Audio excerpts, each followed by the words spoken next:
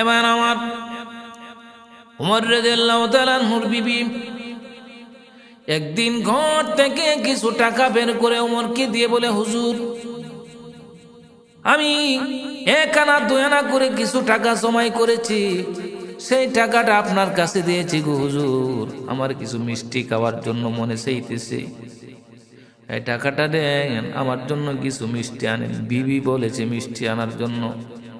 বিবিকে ডাক দিয়ে বলে, বিবি গো, এমন কষ্ট করে টাকা পয়সা তুমি জমাইছো মিষ্টি খাওয়ার জন্য, তোমার মিষ্টি খাওয়ার মনে চাইতেছে, আমার কাছে বললেই তো চলতো।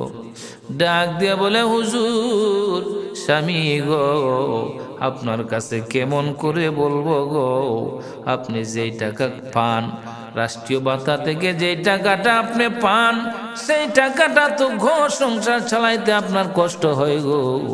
এই জন্য আমার স্বামীকে আমি বলি নাই, আমার স্বামীকে কষ্ট দেয় নাই, আমি কিছু কিছু এক আনা দুই আনা করে জমা করে রেখেছি।